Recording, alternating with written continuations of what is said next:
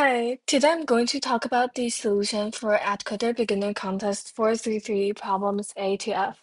For problem A, Takahashi and Aoki are currently X years old and Y years old. And Takahashi and Aoki both age simultaneously on January 1st every year. We want to determine whether there's a year when Takahashi's age becomes exactly z times Aoki's age. So for example, in the first example, Takahashi is currently 44, Aoki's currently 20, and we want to find whether there's a year when Takahashi's age is exactly twice the age of Aoki's. So if Takahashi is 48 years old 4 years from now, Aoki will be 24 years old, and Takahashi's age will be exactly twice of that of Aoki's. And so we output yes. To do this, we can assume that in n years later, Takahashi's age is z times Aoki's age.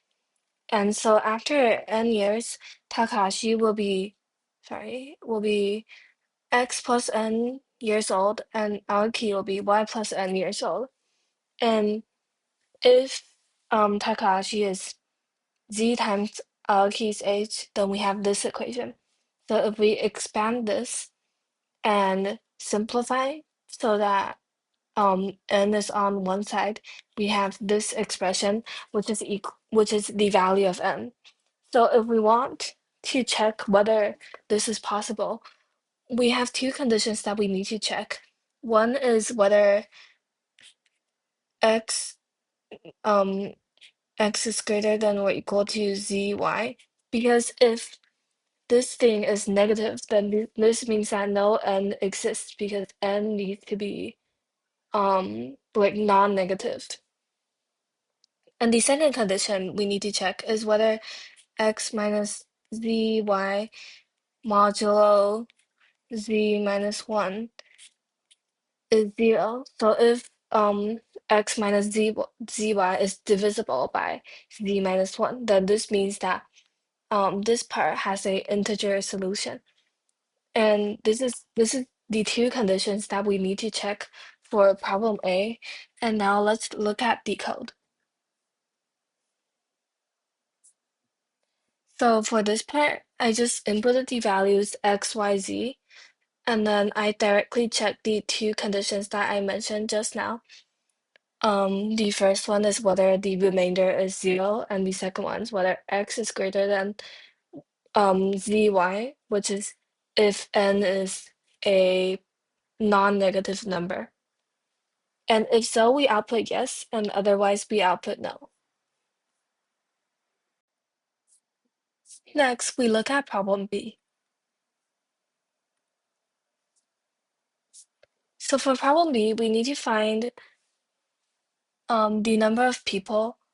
We have n people standing in a row from left to right, and for each person I, we need to determine whether there exists a person to the left of person I who's taller than person I. So if we look at an example, we have a list of people from of different heights. So for the first one, there's no person that's to the left of person I. So we output -1. And for the second one, the person to the left of 3 has a height of 4. So this person is taller than the first person is taller than the second person. So we output 1, symbolizing that the first person is taller than the second person. And for the third person, the second person is also taller, so we output 2. For the fourth person, nobody else in front is taller, so we just output -1. So we want to output um the the closest person to the left of person I that's taller than person I. So to do this, because the numbers are small, because n is only 100, we can just directly check. Like for each person, we can loop through all the people in front of it to check whether there's a nearest person that's taller. And now let's look at the code.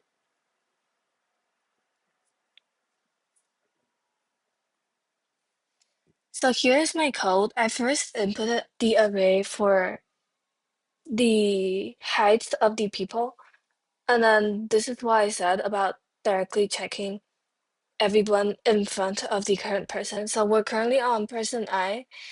We loop through all the people.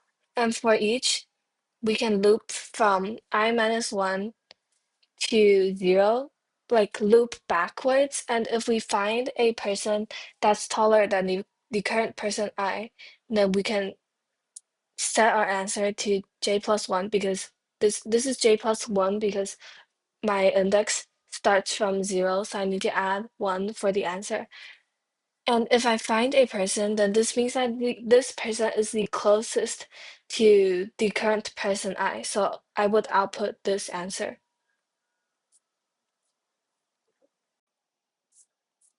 Next, we look at problem C. For problem C, we have a string consisting of different digits.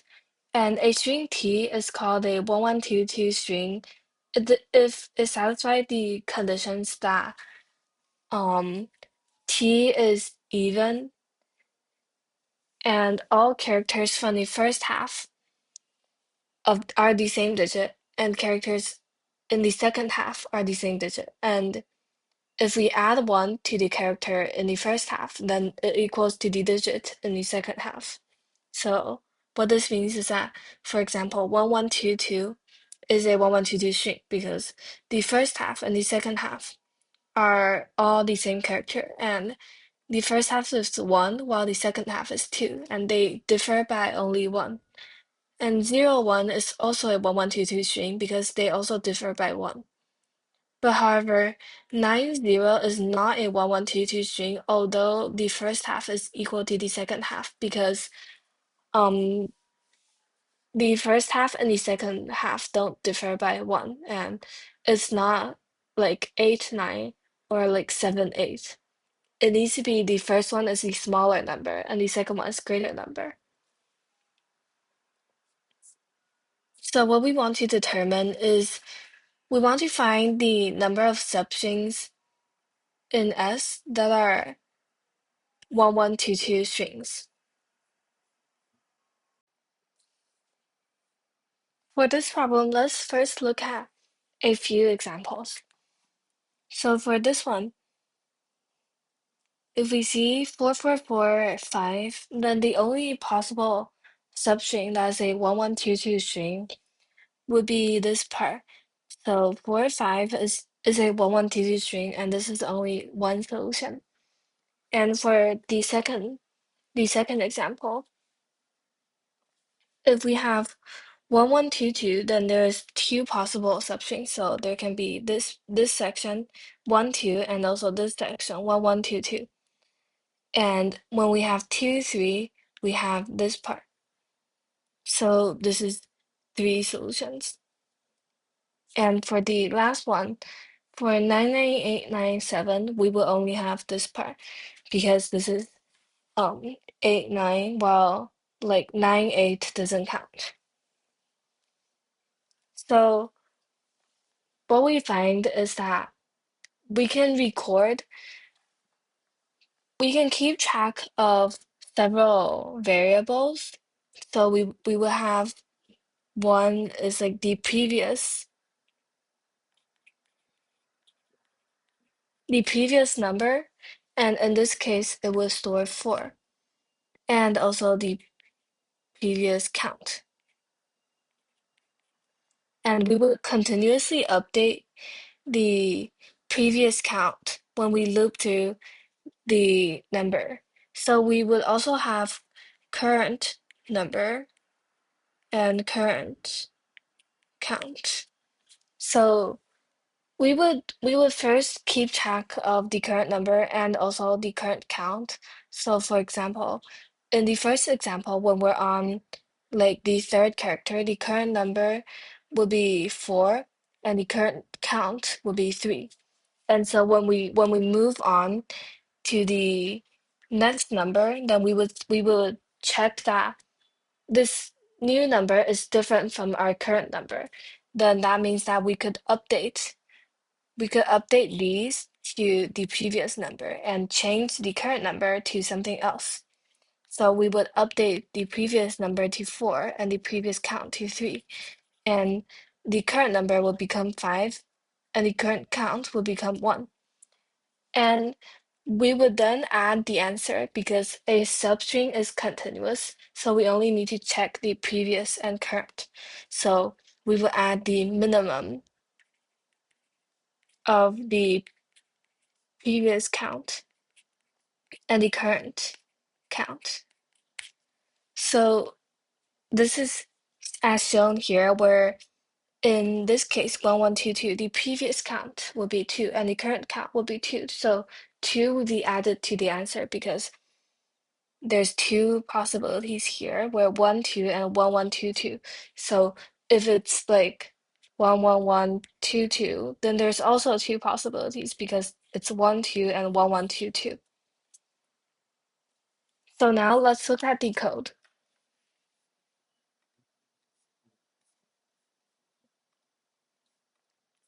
So here's my code. I added a blank space to the end of the string because that way I will check this part.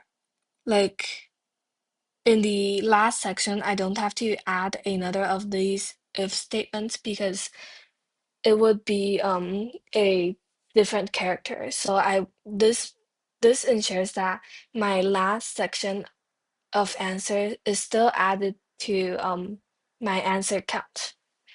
So this is what I mentioned about keeping track of the current and previous numbers. So for each loop, I check if the current digit is equal to the current number. So if it is, I would add 1 to the current count. Otherwise, I would update my previous counts and make the current number the current digit that I'm on and the current count 1. So I would update my answer by the minimum of current count and previous count. And in the end, I would output my answer.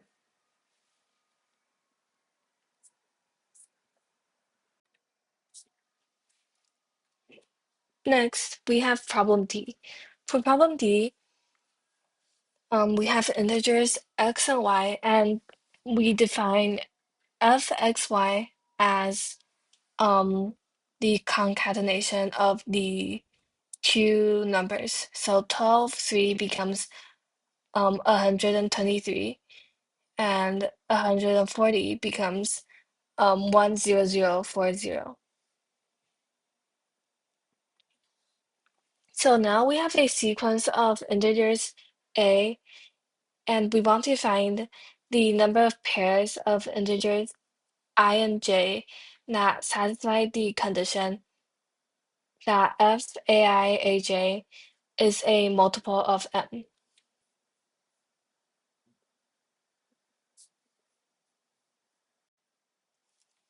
For this problem, let's first look at example 1. So in example 1, we have two numbers and we want to find the number of possibilities that make it a multiple of 11. So if we see if for the first number modulo 11 it is 2. So if we multiply it by 10, then for 20 modulo 11 it is 9. Then when we times another 10, then for 200 modulo 11 it is 2. So what we need is that for each number, if I currently have some number, and then I can know its remainder based on how many digits it has. So for example, if I have 2, I can know its remainder, and then if I have 20, I can also know its remainder. So because the numbers are only up to 10 to the power of 10, I just need to compute um, the remainders for each number for 10 digits. So for example, I would need to compute 20, 200, and then all the way up to 2 times 10 to the power of 10. So this is because, for example, for 20 modulo 11 is equal to 9, then I would know that if I want to combine 20 with some other number that has only a single digit, I would need a number that has a remainder of 2. That way, when it adds together, the number modulo 11 becomes 0. So I would know that what I need is, for example, the remainder here is R, then I would know that what the number I need would be M minus R modulo M. So what this means is that if I do F, 2, and some other number, X, then let's say X has 1 digit, then because we know that 20 mod 11 is 9, then it needs to have a remainder of 2. So if X is 2 digits, then it needs to have a remainder of 9 because 200 mod 11 is 2, so it needs to have a remainder of 9. And that's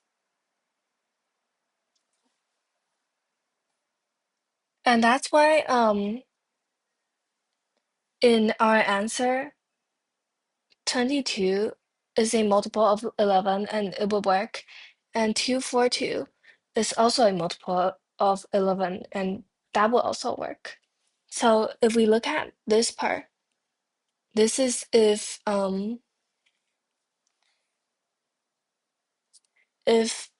f 42 y, and if y is 1 digit, then the remainder for the other number would need to be 9. And if y is 2 digits, the remainder would need to be 2, and so on. So because the numbers here can only be up to 10 digits, then for each number, we only need to calculate the remainders for 10 digits. For like, if we add 1 digit to the end, or if we add 2 digits up until 10 digits. So then we need to keep track of a count, which can be defined as count digit remainder, where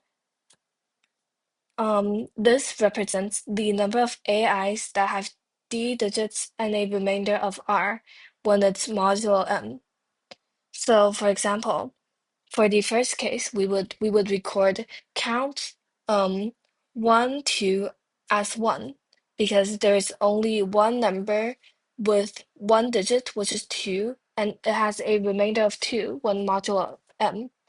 That way, when we're looping through the digits, what we should do is we should loop through each number, then we would check whether if this number, for example, 2, is added like if another digit is added behind 2, or if there's 2 digits added behind 2, or if there's 3 digits.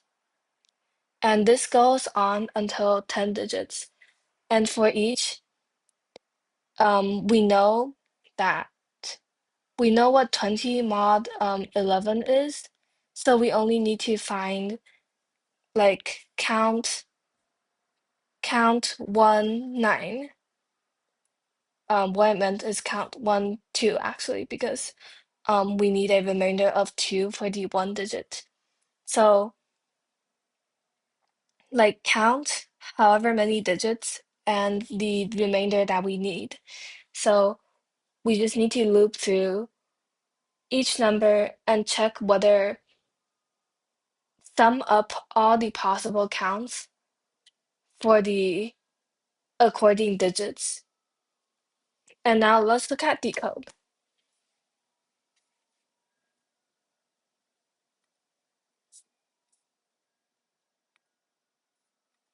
So here's my code. I pre-computed, I just listed out all the powers of 10 up until like 10 to the power of 10. And this is my count array that I mentioned, where I store the corresponding digits and remainder. So the first part is the however many digits, and the map stores the remainder and the count. So I input all the values, and I compute the number of digits that it has, and I update this in the count array. Then I loop through all the values in A. Then I compute the remainder as I did. So this is the um like remainder based on how many digits it has. So the first number. So for example, if the 2, then if it has 1 digit, if it adds another number with only 1 digit, then we compute the remainder of 20. And if we add a number with 2 digits, we compute a remainder of 200, and so on. So I computed based on the power of 10 that I just calculated. And the number that we need is the m minus r. So this is the remainder that we need for our second numbers, because it's like f x y. So this is the remainder that we need for y. And since we already computed that in the count array, we can just add this to the answer.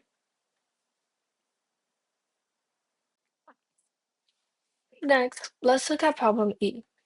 For problem E, we have integers n and m, which represents a grid of n rows and m columns.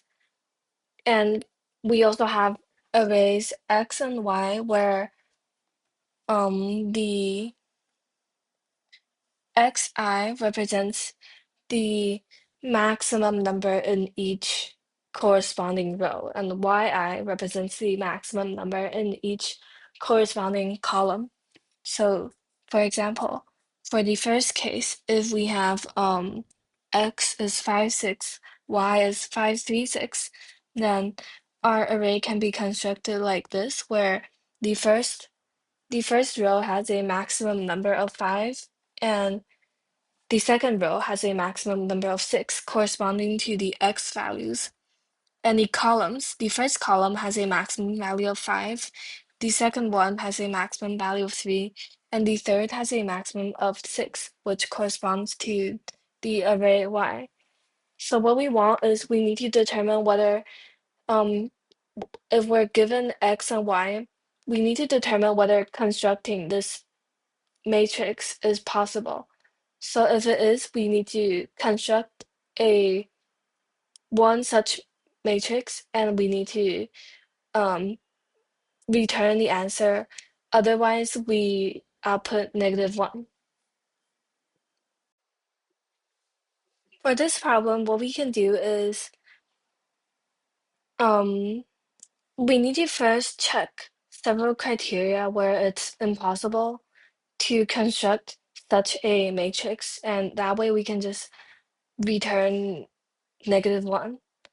So one way that's impossible is if x and y have duplicate values inside. So if this is impossible because we can't have like if x is like 5, 5, 3, 4 or something, then this is impossible because we can't have a grid where the maximum here is 5 and the maximum here is also 5 because our matrix can't have duplicate values. So this is why this case is impossible. The second case is if the maximum value of x is not equal to maximum value of y. So this is impossible because a number can't just exist like on a row but not in a column. So if it's here, then it also corresponds here. So the maximum value in x must be equal to the maximum value in y. So another case is if the minimum, I call this mx and my, which is the maximum value of x and the maximum value of y. So if the minimum of such of mx and my is less than n times m, then this means that there's not enough values to fill in the whole array because the maximum is smaller than the number of values that we need. So we don't have enough values, so this is also impossible. So we can first check these several criteria where it's impossible. Then afterwards, we can continue to fill in the matrix. And if in the process there is some part that we can't fill in, then we can return -1 for those cases. So next, um, we can fill in the grid based on several criteria. So firstly, it's if V is the value that we're currently filling in. So we fill in the value from the greatest to the smallest in this descending order because um, in our problem, we only care the most about maximum values. So we only need to make sure that we need to put the maximum values in the correct position. Then for the smaller values, we can put in whatever position because they don't really matter. So this is why we need to check we need to fill in the values from the greatest to smallest. And here the value we're filling in is currently V. So V is in both X and Y, then it has a designated grid because it needs to be put in position RC, where R is just the index in X, like the row in X that has this value, and C is the column in Y that has the value V. So this position would be equal to V. And another case is if V is only an X, then we need to find a Y that Yj is greater than V, which means that we need to, so this means that if we have a grid, like some grid where there are like several rows and columns, so this part is X and this part is Y. So um if V is an X, say V is here, then that means that the value V needs to be in this row. So it needs to be in some value in this row. So if there are 3 grids, it needs to be in one of these grids. So what we need to do is we need to find a available grid where the value of Y, sorry, yeah, here, where the value of Y is greater than v. So that means that we can put it in that grid. So if the value of y, so yj, if it's greater than v, then we can put it in this grid. So we can sort x and y, and then we can just use a lower bound to check if it's greater than v. After that, we can check if there's an empty grid that we can put it in, put this value v in. So if there is, we can just put the value, and otherwise, we can just output -1. And vice versa, for if v is in y and not in x, then we can do the same, where we find an x that has a value greater than v, because um then v needs to be in like some column here, and we just need to check these cells if it's possible to fill in this number. So there's a last case. If v is not in x and not in y, then we just need to place the value v in some cell where xi is greater than v and yj is greater than v. However, we just need to quickly find these grids. And what we can do is, how can we find xi and yj greater than v quickly? So we just need to keep track of the current available grids. And when we're in this condition, we can use any such grid that we currently keep track of as available. And specifically, let's look at the code to see how to do this.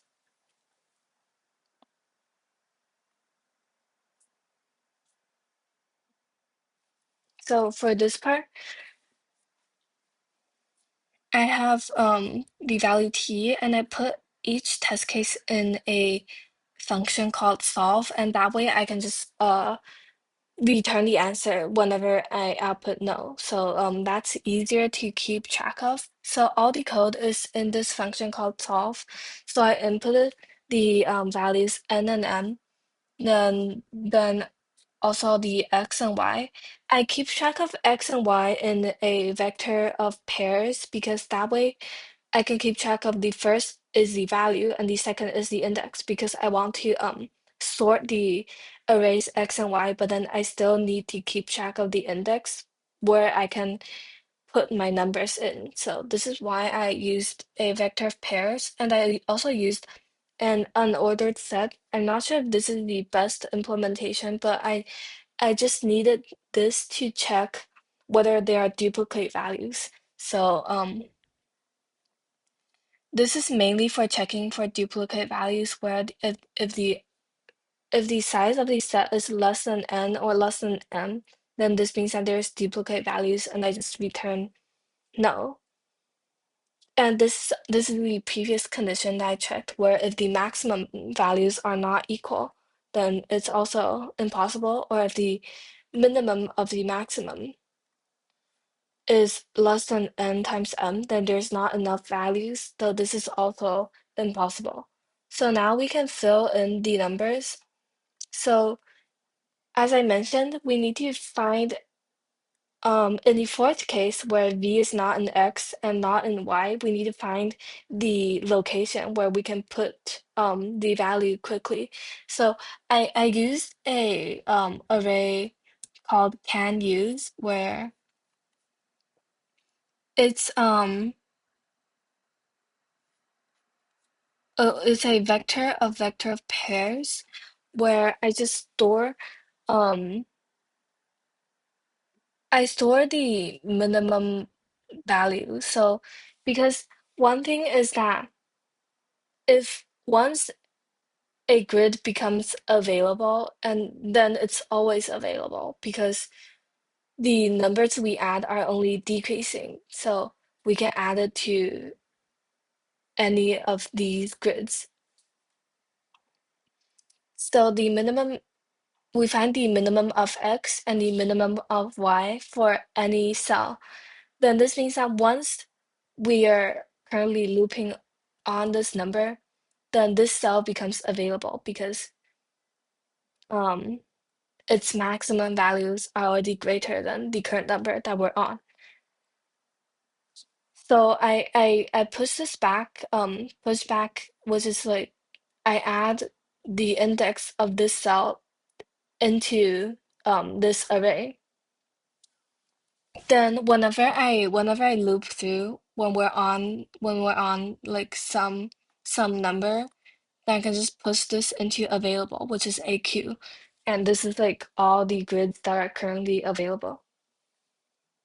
So now I sort the arrays X and Y, and I keep track of this queue called available, where it's the cells that are currently available to like put any number inside, because the numbers are already like smaller than the maximum required for that grid. So I only loop through for numbers greater than or equal to um greater than minimum of min x and min y, which is the minimum value in x and the minimum value in y. That's because if the current number we're filling in is already less than any number in x and any number in y, we can just fill in any cell that's available.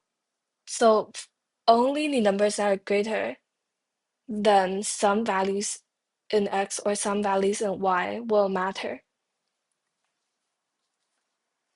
Then I check for the four conditions that I mentioned, which is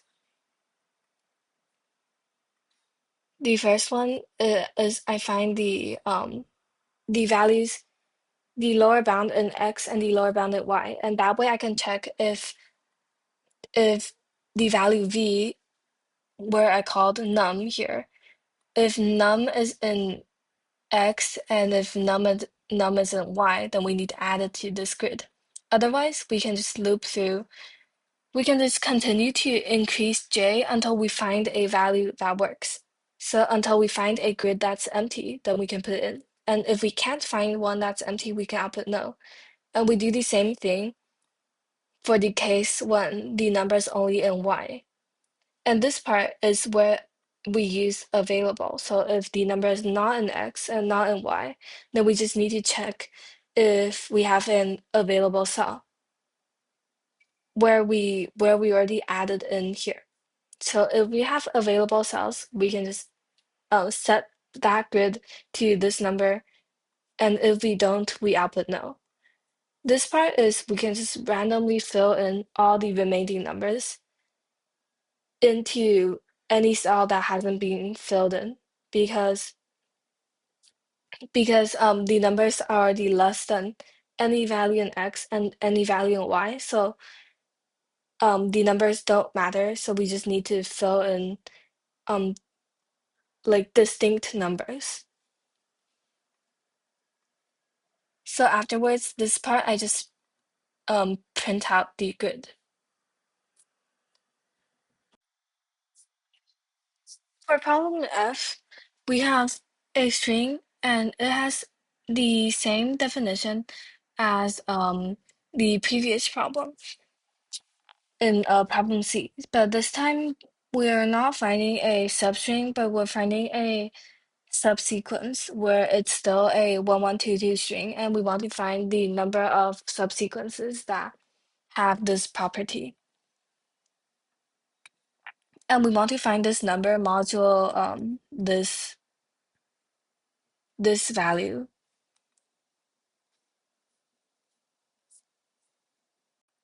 So let's look at an example. So for example, for a string 1122, we need to count the number of subsequences.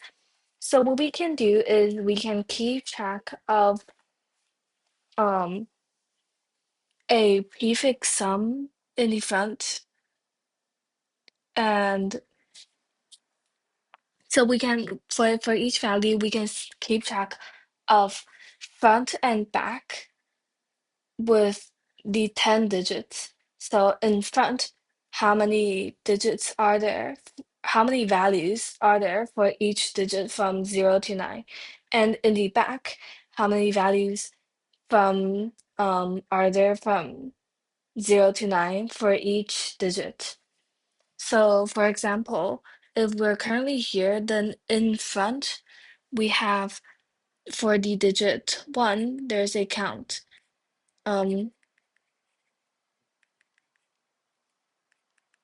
There's a count of 1. And in the back, so in the back, this section for the digit 2, because we need the number in the second half to be +1. So the digit 2 would be um 2. And that way there's two possible subsequences. One is this one with this 2, and the other one is the first one with the second 2. So what we can do is we need to loop through all the characters one by one, and for each we can check that if our current subsequence has to include our current character. And we need to do this because otherwise we will repeatedly count the values. So if we don't make it that the subsequence has to include the current character, then when we're on this value, we would count the same subsequences in the previous part. And that will make it count repeatedly, and it would be difficult to calculate. So we need to ensure that when we loop through each value, we're counting only the subsequences that contain our current character. So that way we can check um, the number of possibilities. So for example, if we're on the second character, then it means that we have to include this character. Then it's the number of possibilities to choose from in the beginning. However many ones there are, we need to choose um, some amount of ones.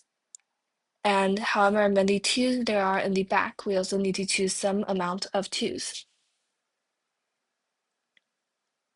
So this is what I mean by we need to keep track of the front and back of the sums. Like for each digit, we need to keep track of the front and back. That way we can easily calculate subsequences. And when we loop through each digit, again, we need to ensure that we're only counting the subsequences that contain the current digit that we're on. And when we're on that digit, how can we calculate the number of possible subsequences? So, for example, we have a sequence of values, and we're currently on this value here. So, pretend there are values here. So there's like some number of ones in front. So maybe there are like 6 ones, and here we have 4 twos. So now, because we're counting all the subsequences that have this current character, then this is a 1. That's why we're looking at ones. If this is a 2, we would be looking at twos and threes. And if this is a 5, we would be looking at the counts of 5 and 6. And we already have the counts because we keep track of them in two like arrays of the like prefix sum and suffix sum. So now because we want to count the number of subsequences, so we can add so if we want to choose our subsequence length can be from we can have 1 1, or we can have one yeah, so 1 1 in front. That way we need 2 twos. And if we have 2 ones, we would need wait, this is 1, we would need 1 2. And if we have 2 ones, we need 2 twos, and so on. So 3 ones and 3 twos 4 ones, and 4 twos. This is all the possible combinations that we can have. And to sum these up, for the first case, we have 6 ones in front, including this current one. So we just need to choose 5, 0, because we definitely have to choose this one. So in the back, we have 4 twos, and we need to choose 1. So we have 4, 1. And next, for the second condition, we need to add, because we need, from these 5 ones, we need another additional 1. So 5, 1, and 4, 2. Because from these 4 twos, we need to choose 2 of them. So these are like, if we continue to do this, these are all the possibilities that we have. So 5, 2, and 4, 3. This is because we need to choose one of these. So the remaining is j minus 1 here. If we have j characters, then so this continues. And we can write this equation as, because the maximum number of characters can only be like due to the minimum of these values, so 6 and 4, so there can only be a maximum of 4 twos. So that's why we only loop up to minimum of A and B, where if we define the values in front as A and the values in the back as B. So in this case, 6 would be A and 4 would be B. And we can write it as this, where in the front we have A numbers, but then one number is definitely chosen. So we need to choose A, we need to choose J minus 1 numbers from A minus 1. And in the back, we choose J from B numbers. And now we can, because we realize that now this is the correct answer, but then we need to loop through a whole additional loop which exceeds the time complexity. So now we need to just try to reduce this equation. And if we define k as j minus 1, then we have j is equal to k plus 1. Then if we put k back into here, we have this equation, which is equal to this previous one. And because b k plus 1 is equal to b minus k minus 1, we now have this equation. And we also know that we have an identity, which is this, where we have r choose k multiplied by s choose n minus k is equal to r plus s choose n. And in this case, we have that r is equal to a minus 1, s is equal to b, and n is equal to b minus 1, and k is also equal to k. Then we know that this like directly fits the identity we have here. And that's why we can transform this part into a plus b minus 1 choose b minus 1. And that way we can quickly calculate these values. And what we need to do, one additional thing that we need to do while we calculate is just we need to pre-compute all the like C and choose K values.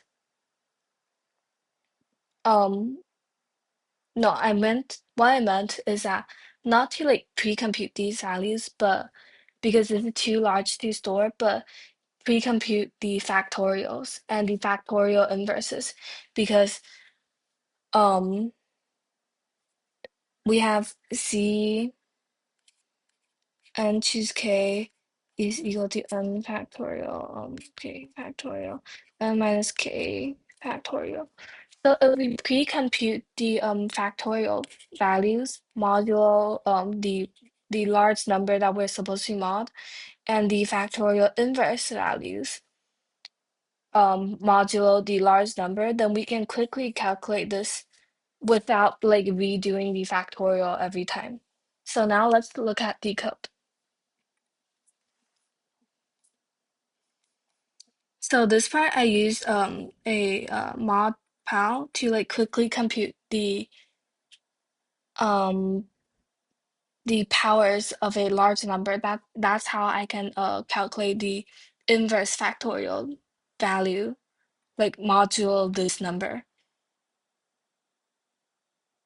So this part I just pre-compute all the factorial and I store it in it's called fact. So this part I pre-compute all the factorial and inverse factorial. And this part I'm pre-computing the front part, like the values in front, and this is the values in back for each of the 10 digits that we have. Then I loop through the values, and this is where I check the values. There's this number of values in front, this number of values in back. This is the minimum of front and back. And this was a loop, but then it's too large. So then as I previously mentioned, we can just reduce this to this equation. And so we just need to add this where comp I already implemented. This is just calculating the C n choose K. So yeah, I just add the combination into my answer, and I just remember to continuously like modulo this very large number, and you can define this as like a constant. That way you can just use this variable.